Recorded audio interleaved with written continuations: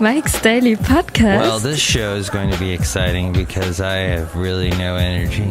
It's Mike Matthews broadcasting from Cafe Anyway, located somewhere in Podcastro Valley, Mont, the last place on earth. Today, Benita, the Disgruntled Fiddle Player, the Brewmaster, here on episode 1542, the answer to the ultimate question. That's a Hitchhiker's Guide to the Galaxy reference. Mike's Daily Podcast. And Douglas Adams, who has long been gone, a long time ago. Well, Mike's Daily Podcast. There was a tsunami warning in the Bay Area, but now it's done, and I didn't even have time to panic or run. And I guess I should say that someone that used to be on this show through most of 2015 had some big news that you should know. Haley is engaged. Congrats. Mike's Daily Podcast. Haley is engaged, and it is going to be, I'm sure, a glorious Mike's wedding. Daily Haley and Podcast. Becca are like, yeah, such a cute couple. And Becca actually did a drawing once for this show and drew all the characters that you have heard on Mike's Daily Podcast show. And in fact, she listened to quite a few shows. I remember she'd be like, hey, I heard your show today. So this is wonderful news. Congratulations. If I had more energy, I would display it, but I don't, because I woke up this morning going, no, you can't be serious. Really? This time? No. In the morning, I have to get up? Really? Really? Look who walked in. Hi, Mark, it's Benita the Rootabega Queen. How you doing? It's a Disgruntled Fiddle Player tell you what. What? Yeah, so the Democrats decided that they would concede, and now there's going to be a big wall built. Tell you what. What? Wall.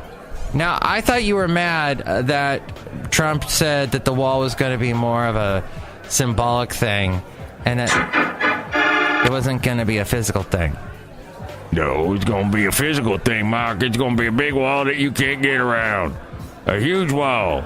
Because he said that I would build a great wall, and nobody builds walls better than me, believe me. And I'll build them very inexpensively. I don't know. And here's today's podcast picture. Okay, well, I won. Trump anyway celebrated the big cave that the Democrats made on the shutdown. The podcast pictures of me, because this show is about me. And this show is about me, and it always has been. And this picture is taken at Lake Chabot a couple weeks ago. Basil the boxer and I did this long walk, and we were over by Lake Chabot. That's the picture. You can see it now. I like to post a picture of myself, yours truly, Mike Matthews, once in a while so you remember me. That's... Oh my gosh, my sinuses just wanted to cave in on top of themselves just at that moment. Wow, that was fun. Have you had that happen to you this year? Yeah. Okay, so what happened was, we walked around the lake. That was the day I saw that...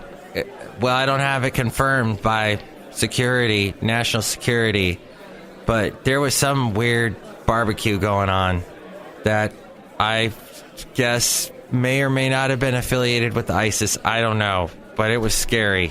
I had to get the HEE hockey sticks hell out of there, because that was bizarre. There was a campground. There's these campgrounds up on one side of Lake Chabot, and I don't know. I mean, cafe, I don't know. Could have been anything. But they were not nice. Anyway. They were staring me down. There was some strange stuff going on that day, my friend. But that's neither here nor there, over there, with this blah, blah, blah, and up there. I watched this thing last night on the Marx Brothers. There were 5, Harpo, Zeppo, Groucho, Chico, and Groucho, Zeppo, and that's, yeah, I'm missing one. But they were in the movies back in the 20s and 30s, and they kept making movies through the 40s, 50s, and even in the 60s, Harpo and Chico, I did not know this, they were going to make a television show where they were angels. Yeah, that they were like these cherubs or something. And Groucho made a brief appearance. At this point, though, Groucho was huge. After their movie career ended, which they kept, it really didn't ever end. They kept popping up here and there in all kinds of strange movies. Groucho showed up in this weird 60s movie that I got to track down. I forgot the name of it. Sippy or Slipper or something with an S. And yeah, it was bizarre. He plays God in it. I got to watch that one. But Groucho is huge because he was the master of ad-lib, which they don't know anymore. They can't ad-lib anymore. Oh my God. Ad-libbing is an art, and I always appreciate people who can ad-lib. And that's my whole comment on the last show about how at award shows, actors suck when they get their awards because they can't do anything that's not written down. They can't think for themselves. They can't ad-lib. They can't improvise. But and now NPR can't ad-lib or improvise. Everything you hear is written down. They follow scripts like crazy on their morning edition shows and their All Things Considered, and it annoys me. It's like, why aren't you people real? This is the generation. Millennials and Gen Zers and Gen Xers even are supposed to be about being real and talk from your gut, from your heart, and nothing is, that's all written. It's all written down, everything, and they're just reading it, and I hate it. It irks me off. This is off me. That's what I'm saying. Oh, my. I got a little heated there. I hope you don't mind. But I'd like my revenge against NPR. Revenge is a dish best served cold. You think about that.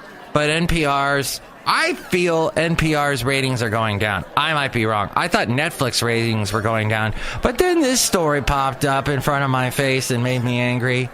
That Netflix crossed the $100 billion market cap on a robust subscriber growth. Which I just canceled my Netflix. And I've talked to many people, two other people, that told me Netflix has nothing for them that they would want to watch.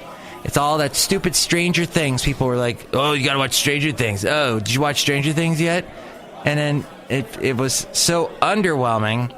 Netflix added more global subscribers than expected in the fourth quarter last year as the video streaming service provider kept viewers hooked with critically acclaimed shows like The Crown and Stranger Things. Bring out your dead. Bring out your dead! I don't know. That did really pointed nowhere, did it? That went to nothing. But whatever. Netflix added 8.33 million total subscribers globally in the quarter. Analysts on an average were expecting subscriber additions of 6.39 million. But it... really? So they did... Dang it. They went really over. Well, because they did add 8.3. And they were only saying 6.39. Well, I think it's a peak. And that it's on its way down after this. Especially with all the competition Netflix is going to get. Because Disney's going to start their own channel. And other things are happening. I think Disney bought Hulu. And so that's going to change. Possibly. We'll see. I am sick of Netflix and stopped watching it. I watched that Marx Brothers thing on YouTube and enjoyed it, and that's my point. He was highly influenced by Groucho Marx. In fact, even took over a show, tried to rebirth the show, You Bet Your Life. Was that the name of the show? That was, whatever Groucho Marx TV show that lasted forever. That's what I was talking about earlier when his movie career pretty much was over. Groucho got into TV and ad-libbing on TV with this game show where he'd ask people a question and they would, and win prizes, fabulous prizes, and he would just improvise and ad-lib the whole thing, and he was amazing. And they first discovered his talent for that when he was on nationally on this Bob Hope show, and the two of them were ad-libbing away, and it was, what? This is great. This is better than the stuff written down for Groucho. So, Bill Cosby replaced Groucho years later, tried to bring that show back. And Bill Cosby jokes he used to be a comedian to a supportive crowd amid legal battle, and it's his first show since 2015. And he emerged in the public eye. Let's see. DACA recipients temporarily blocked Disneyland, the entrance, because it is a small world after all. Beneficiaries of the deferred... Who hates... Somebody hates that song. Oh. Christy's dad hates that song. Just thought I'd point that out. Hey, Christy, if you're listening. I don't know. She may have stopped. Looks like they're busy looking at their Instagram. Christy and Robert's Instagram. They got all kinds of things going on in Los Angeles. But close to them in Los Angeles, actually in Anaheim, Disneyland, beneficiaries of the Deferred Action for Childhood Arrivals program and their allies temporarily blocked a vehicle entrance there just as the Senate reached an agreement to end the government shutdown, brought on in part by a stalemate over the future of DACA recipients, dreamers. They stood in a crosswalk at South Harbor Boulevard around 10 a.m. and blocked buses from entering the Anaheim theme park. There were only 15 protesters, but they were quickly removed by law enforcement officials and were relocated to a sidewalk where they continued holding signs and chanting, "No dream, no deal." But by 10:40, they had left the area. That wasn't much of a protest. Shoot. Well, what else can we say about this shutdown that's now open up again? Congress voted late yesterday to reopen the... Oh, hey, I'm getting a call. There, just let you know I'm on my way, but... Oh, okay. Yeah, so I guess there's an accident in the middle lanes around Alvarado. Again, so... Okay. All right, well, I'll keep an eye on everything. All right, appreciate it. Looks like we're starting to move now. Maybe they got things inside. Woohoo! All right, I'll see you in a bit. All right, drive safe, Mike. All right, thanks. Bye. Bye-bye. Wow, that was Mike on his way to cafe anyway. Yeah, because it's the place to be. And it's stupid traffic at 5:53 in the morning. Anyway. Traffic. There should be nobody on the roads at 5:53 in the morning. Anyway. Oh, that's the Bay Area for you. God. So Congress voted yesterday to reopen the government after a 3-day shutdown. President Trump, a short-term spending bill that passed after Senate Republican leaders pledged to act on immigration policy next month. They promised. That's all they got was a promise. Do you promise to talk about immigration? Yeah, sure, whatever. Just sign this so we can end the shutdown. That's what it came down to. I was listening to the wonderful show called The Daily that New York Times does, and they were talking about how the whole thing with the wall, that, you remember it used to be just a fence? It was just a fence. And at the beginning, Trump was saying, I will build a huge super fence. And nobody builds super fences like me. He was doing that in the beginning. And he realized that every time he mentioned it, the crowd, mostly of deplorables, they would go, yeah, build that wall. Keep those people that aren't the same skin color as us out. And then he built it up, metaphorically, and made it a wall. A big wall. And the bigger the wall got in his speeches, the more the applause break got, the more people were like, yeah, woo, yes, walls. Oh, God. So that's what happened, and now it's kind of become a symbolic thing.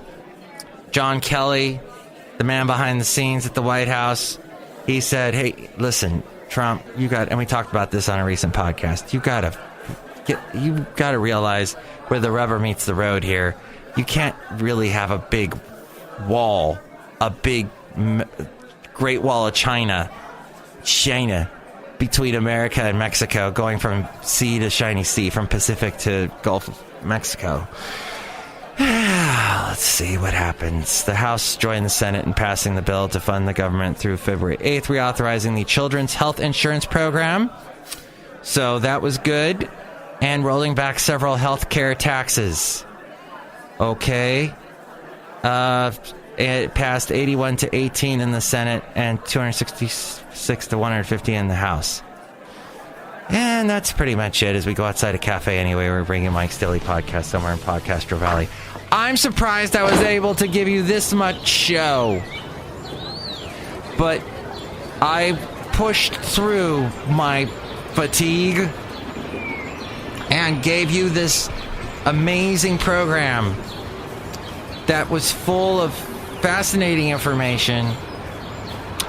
I met a woman yesterday at the dog park as I was walking Basil the Boxer. And she is intoxicating. She's beautiful. I hope to see her again. Woo! That's the one good thing about having a dog and being single. You can maybe meet women and then not be single. Who knows? So, Chuck Schumer, it'll be interesting to see what people say about him today. Did he concede too fast? Did he cave too fast? Schumer's thing is it will be able to fight again in the future about this and get this really nailed down. We'll see. Next show, it is going to be the president cited an unlikely source, CNN senior White House correspondent Jim Acosta, whom he and aides have called fake news. You are fake news. Fake news. Fake news. As he took a victory lap that began several hours after he signed a 3-week stoppage measure into law. And he... Okay. That's what's going on. The Democrats' caved train? That's what he's calling it? How creative. Next show, we're going to have the wonderful, and the other people, Madame Rootabega, Valentino, and Bison Bentley. Enjoy your day. Avoid tsunamis. Woohoo! Life is good, my friend, because traffic is finally moving. Oh, no, it stopped again. Damn. Mike's Daily Podcast is written and produced and performed by Mike Matthews. His podcast is super easy to find. Download or listen to his show and read his blog at MIKEs-DAILY-PODCAST.com. Email Mike now at MIKEs-DAILY-PODCAST@gmail.com. See you tomorrow. Bye!